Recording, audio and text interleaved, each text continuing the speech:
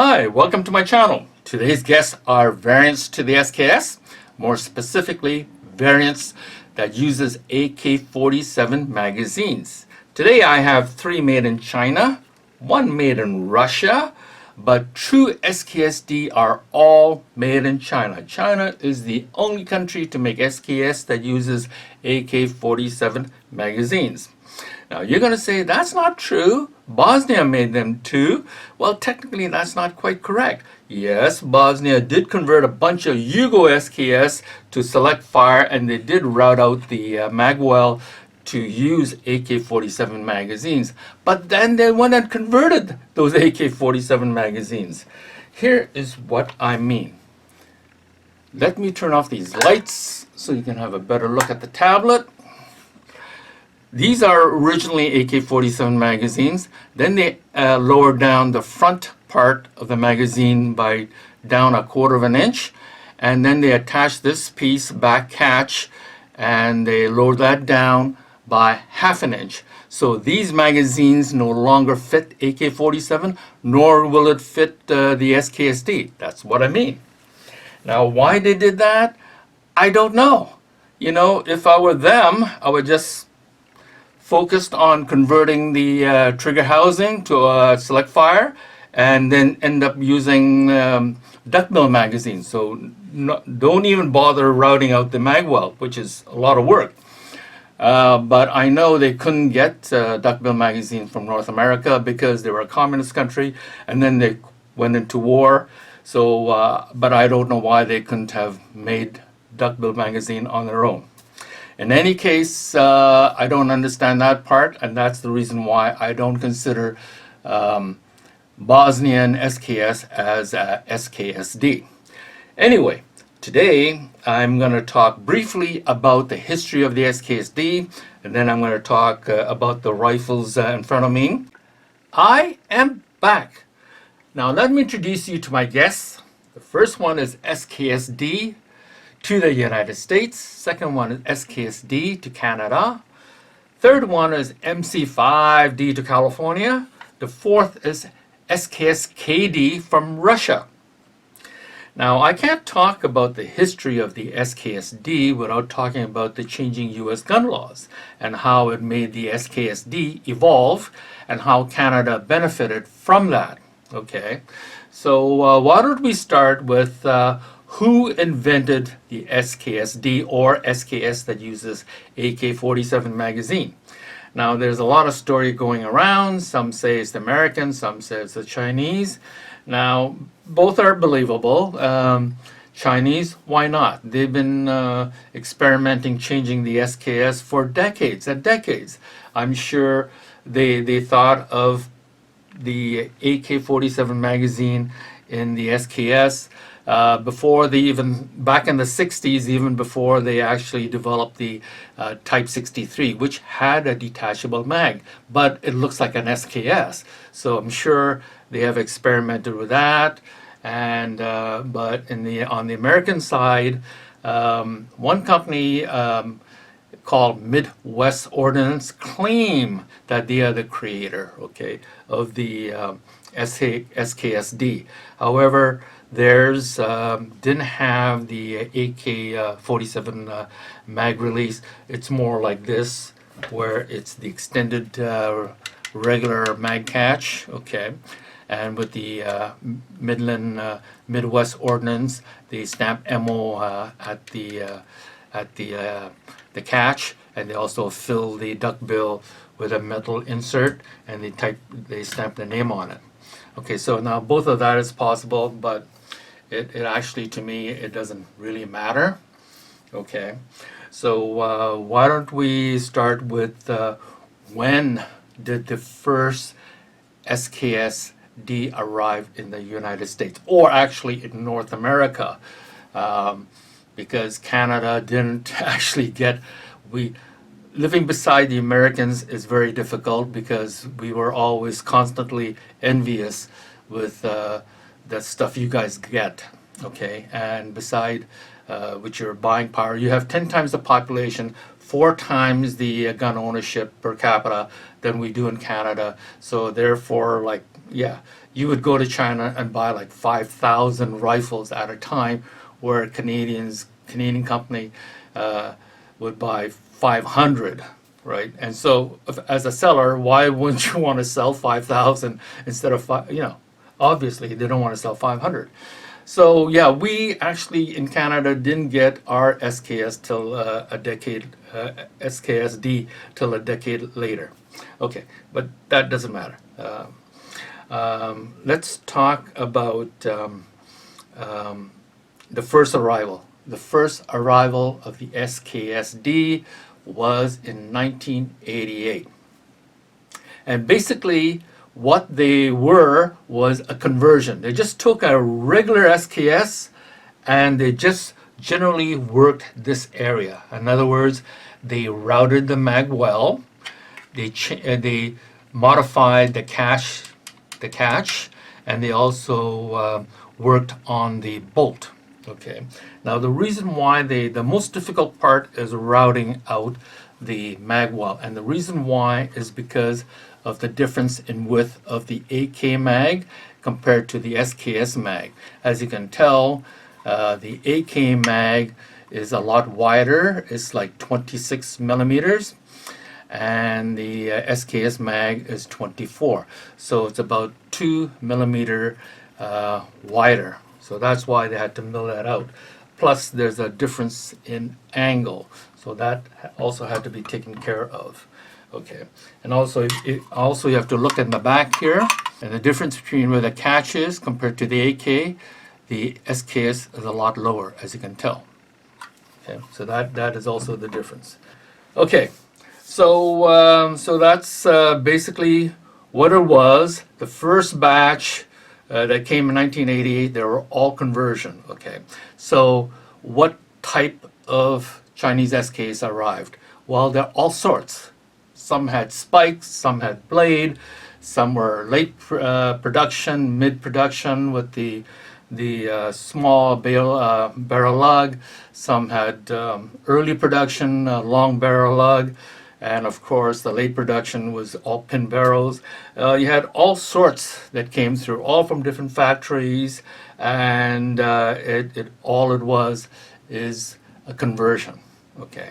Now some had they filled the duckbill part with wood, some with metal, and some didn't even bother to fill that. So that was the first batch that came in 1988.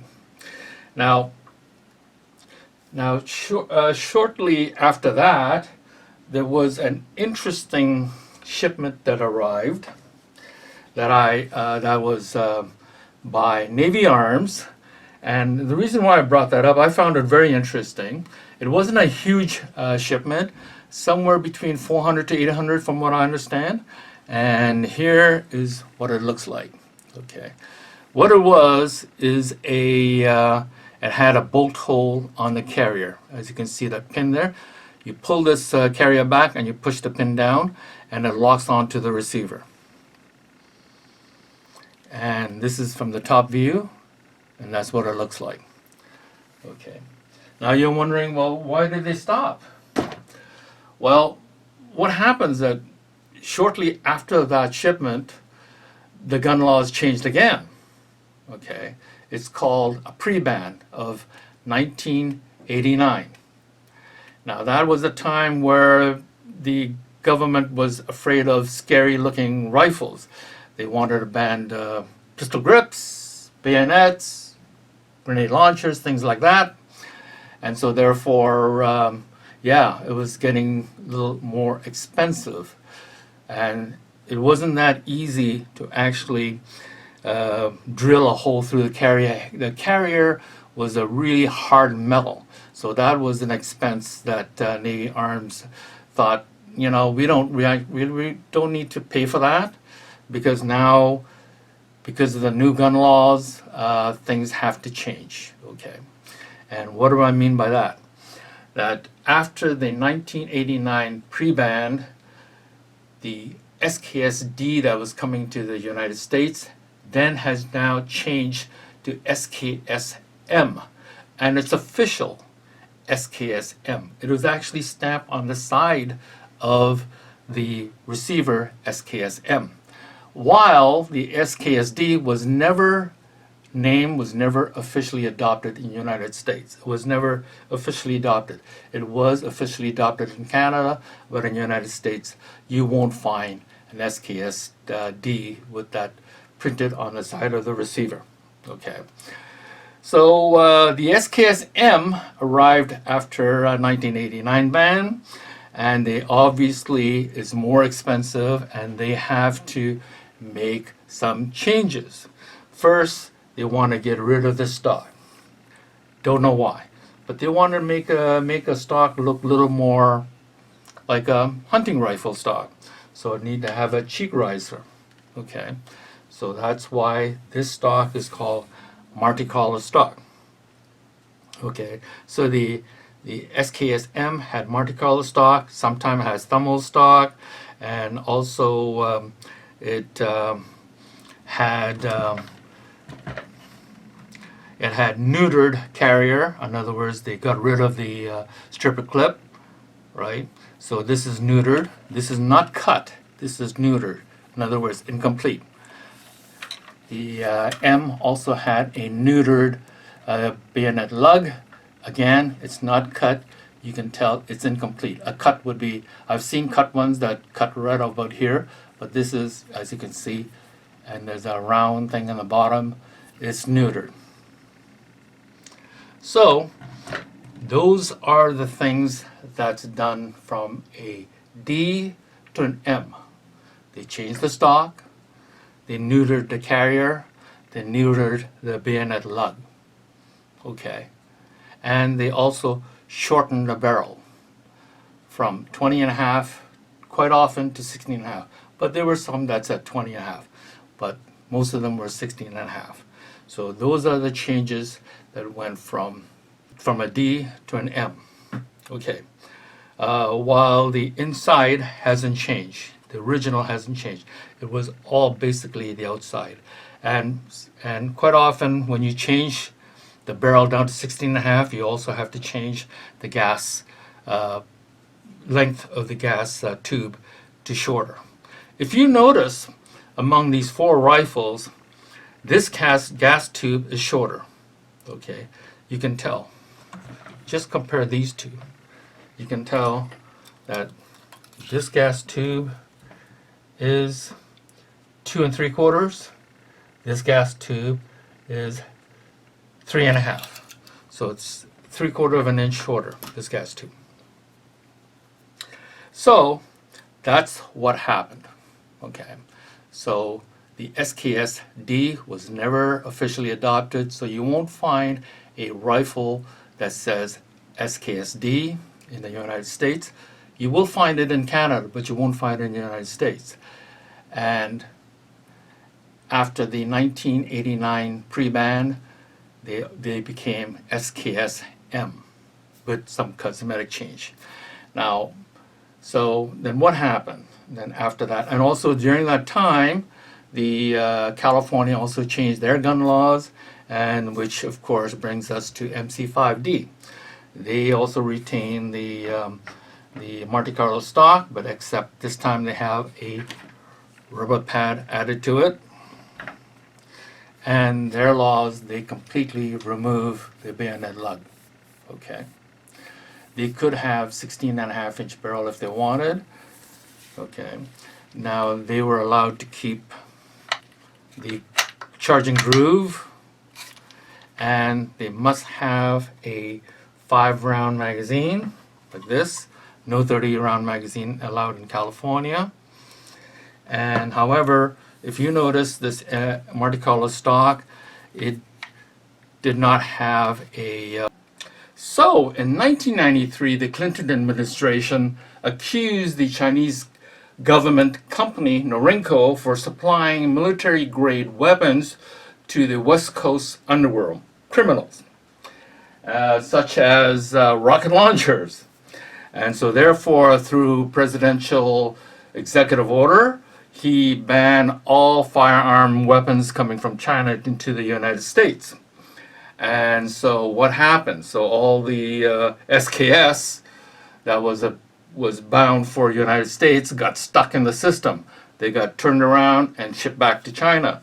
And that's where it sat for years and years, hoping the Chinese company was hoping that the new administration coming in would reverse the order, but it never did. To this very day, it has never changed.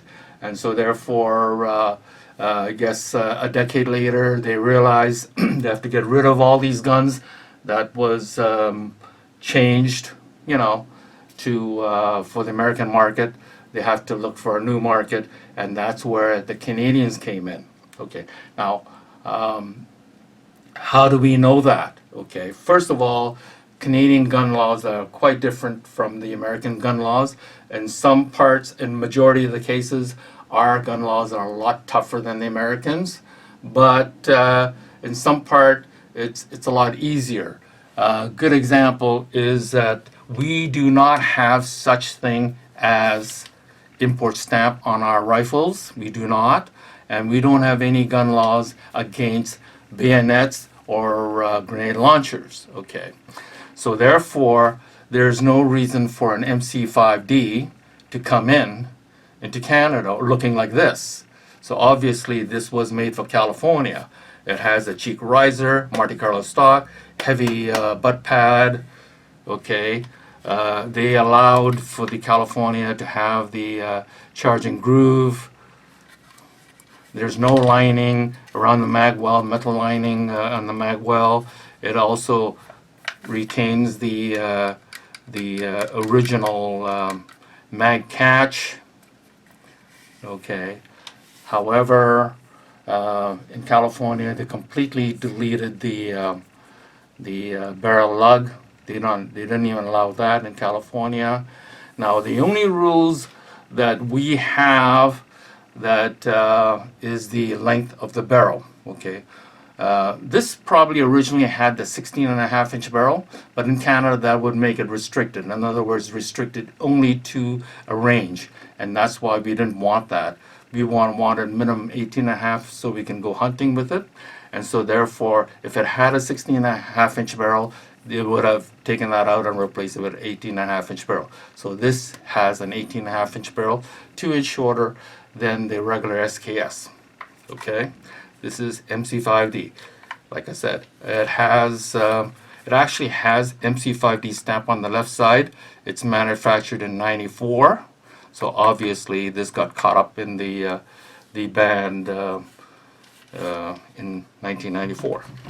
Okay, so this one was actually made for us. Okay, why? Because it was manufactured in the year 2001, and it says SKS-D. Actually says SKS-D on the side of the receiver. So as you know, the Americans did not officially recognize SKS-D as a rifle, so this was definitely made for us. Now, of course, you guys got close to a dozen different variation of SKS that accepted AK47 mags. In Canada, for us, we generally want just one.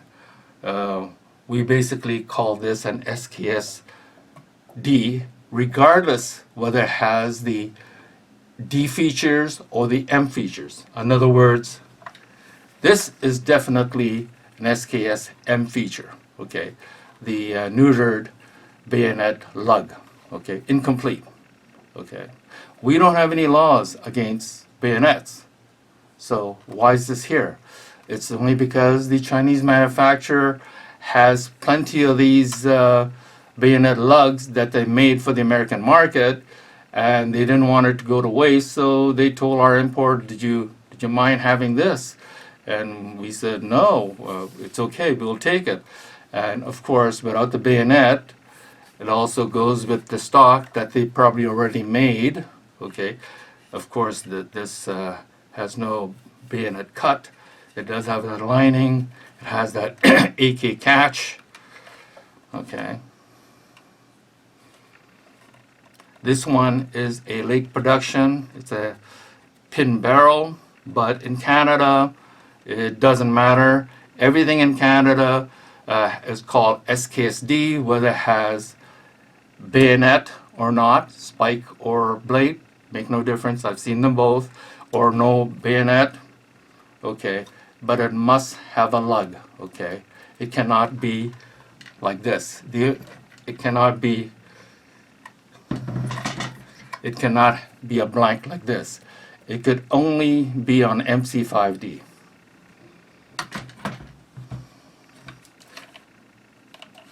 All right, so this was definitely made for Canada, and as you can tell, it's has a lot of M features, but it also has D features. So there's a mixture of everything. The Chinese did not want to go to waste, so we ended up with this. This particular one was an early arrival to Canada. Why? Because it does have an import stamp. It says imported by XZ, and there's no factory marks here at all, no triangle or nothing, just a serial number. Matter of fact, this whole left side has been milled out, and then serial number stamp, and the import import mark was stamped. Okay. And this is obviously original. It has the standard catch. It has blade bayonet, and the 20.5-inch barrel. Now, this is an earlier arrival to Canada. At the same time, it was going down to the States. Okay, so this probably arrived to Canada. Very little of them. There's not that many. Probably arrived here. Probably got caught in that 1989 pre-ban. Okay, probably arrived here in the early 90s. Okay, so like I said, this was this one in particular was destined for the United States in the before the pre-ban of 89, got caught in the system, and then ended up coming here in the early 90s. And if you look at Weebly SKS website, they classify this as second Canadian. Okay, so that's what it is. So what happened?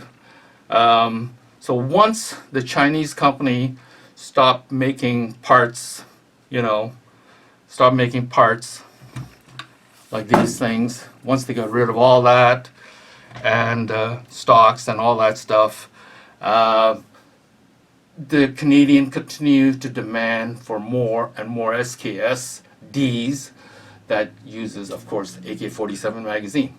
And so we started asking our dealers in Canada, can you bring in more? Can you get more of these SKS-Ds? And they went checking around to China, and they said, yes, they can bring in more, on the condition there is a minimum order. He didn't state what the minimum order was, this dealer in Ontario, but he says it was quite significant that he couldn't handle. In other words, he felt it would take him years to unload them at a profit. So therefore, he says it's not possible for him to have SKS-D made and imported to Canada. So what happened years later, the prices of the SKS-D in Canada start to rise, continue to rise to a point where one day, about 10 years ago, a company in Canada called Kodiak Defense decided the demand was so high that they're going to convert Russian SKS to accepting AK-47 magazines, okay? And they call this a SKS-KD, Kodiak Defense. Okay, so what they did, they have two versions. This is a classic. They took a regular SKS, and all they did is focus, like the original, just focus around this area, retain the catch. They put an extended one, okay, and they routed the mag well, modified the bolt, but everything's the same. The carry's the same. You still have the bayonet. Stock is the same. Nothing has changed. except for this area. It originally retailed for about 500 Canadian about 10 years ago. Okay, they do have a deluxe model, and what the deluxe model was, it had a vinyl, a polymer stock. They removed the bayonet, if I remember correctly. Yes, they removed the bayonet. They threaded the muzzle to accept flash hiders and whatnot, brakes. Oh, and they also put a Kodiak rail on top. Okay, so they had to remove the rear sight. Okay, that sold for maybe 650, 700 Canadian originally, and it took they made for 2 years. I think they had them. It took them 2 years to sell everything that they made, and then after that, we haven't seen any more of that.